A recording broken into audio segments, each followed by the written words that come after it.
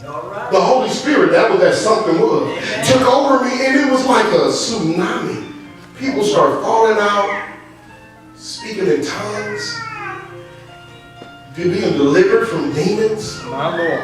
It was absolutely awesome. And so that's how I started off preaching. Then I started seeing signs and different visions and visitations. It's no lie, it's no joke. Right. I started seeing 12-feet angels walking down the street in tuxedos. I'll say y'all want to hear the whole story. Tell it. Tell it, God. I started seeing 12-feet angels walking down the street looking like tall as street poles in tuxedos. Just walking down the street like this. And I wasn't afraid of them. And then something funny started happening.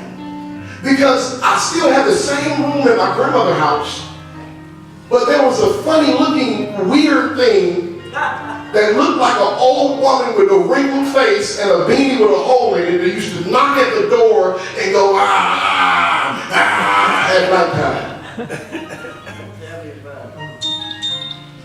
And I would wonder what in the world, and it used to spook me. And I used to be afraid. Like, what in the world is this? And then, don't worry about it. And then I found out that I was called to be a prophet. And I was seeing demons and angelic activity. Yeah. That's right. I found out that my calling was to be a prophet to the nations. And so I kept going to church. After a while, I kept going to church, but after a while, there was something significant that happened. I remember Special Ed came out with a song called Think About It. It was raw too. I mean, we were slapping it, and I was being tempted to listen to gangster rap and, you know, regular rap back then.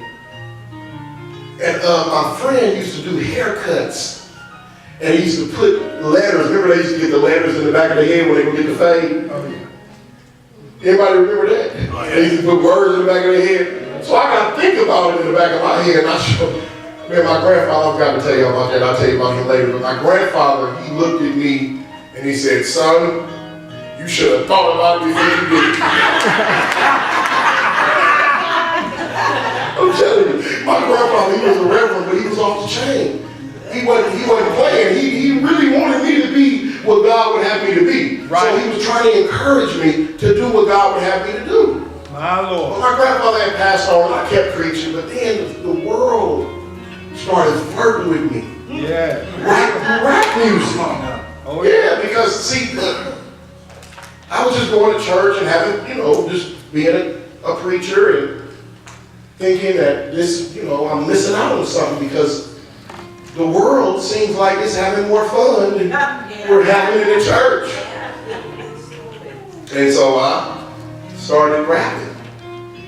Now, when I discovered that I could rap in 1991, my cousin Gerard, you know, his name is Charles, but we call him Gerard. He called me over and he wrote a rap for me.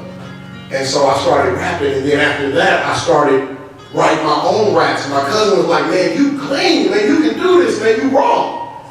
And I was like, "Man, you know what, I am clean, huh?" I started thinking about it, man, like, you right. So I started believing it, started writing my own raps and everything. Because I recited his rap so good, I tried to write my own rap. I wrote it, and he said I was clean. I was like, cool. So I started writing my own raps. Then come to find out my cousin, I had another cousin named James that did beats. And this is in 1991, and I wrote my first song that I wrote was called Problem Girls.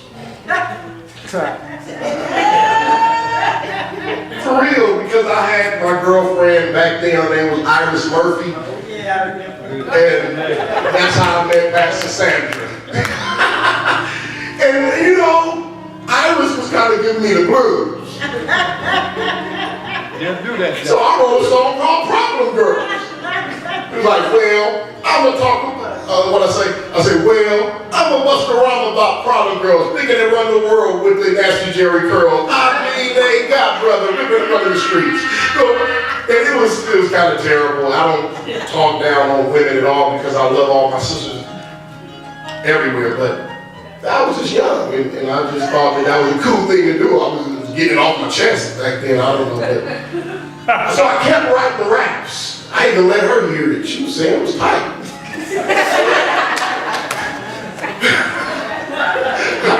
Like, we keep writing in, you know. So I kept writing raps, and finally, I got to a place where I was being disobedient to God. Yeah. Bishop Bob tried to counsel me and correct me in certain areas of my life. Now, the rap wasn't the problem, because we have we have different talents in our life, but the problem was keeping my priorities in order. Right. See, the problem is that when we are talented and when we have things to do in life, if you keep God first, all of those things are going to be blessed. That's right. You don't have to put anything before God to be prosperous. That's right. God will bless you if you keep Him first, but I didn't keep God first. I stopped going to church.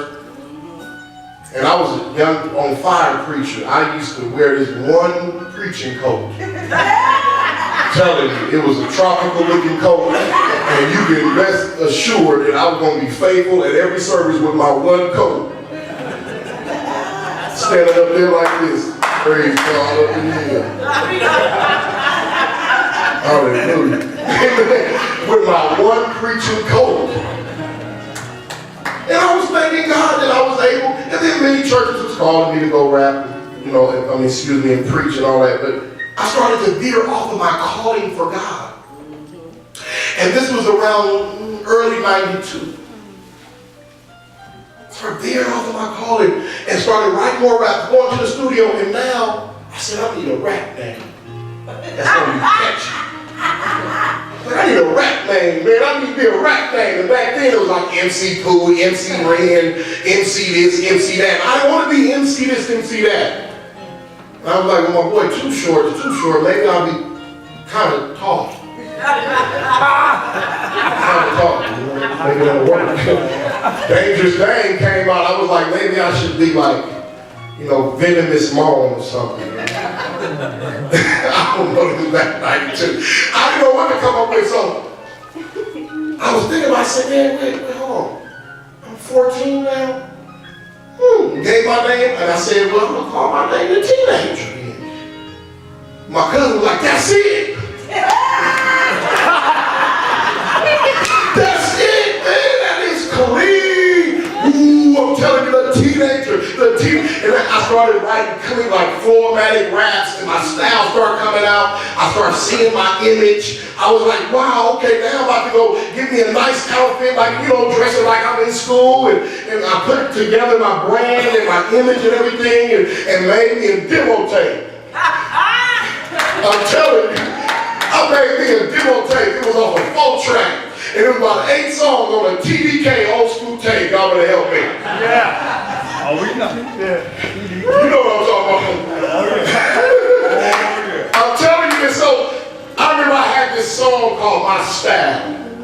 It was like my rhymes are professional. They are lyrical. They will make all people go toe to toe. Because when I rap, I fire. And when I fire, all enemies retire. So I'm the best. I run the show. All the party people know that I'm the only lyrical rapper. I put it on the microphone and put it in my lap. Let you know that my rhymes is prime time. Hometown. That's where I'm coming from. Talking about the city of the bully and the gun and races. Strong faces, many black people, many teenagers, teenager. T-double-E and Ager. Like the cold rhymes that I major like the A's. My rhymes are on big leagues, hit home runs with my mouth and my teeth like a hamburger. I'm bringing it in. Bringing it in, so I'll go into the chin. Rapping, co-rapping. In faces you, then I'm slapping, so get a hold of these cold rhymes. That was one of my first raps. And I was clean. I used to do bond shows and used to do soul beat days, and things started to get real busy in the rap because everybody was like, man, this young dude is really talented. He raw, he clean. And so me and my cousin, we started sending out our little demo tapes everywhere. sent it to RCA, back then it was RCA, Motown, sent it to Def Jam, and different people. I didn't get a record deal. I was like, we couldn't get nobody to sign us. Back then, they used to send the artists back the letters and say, I'm sorry, we're not interested at this time. I was waiting at the mailbox like,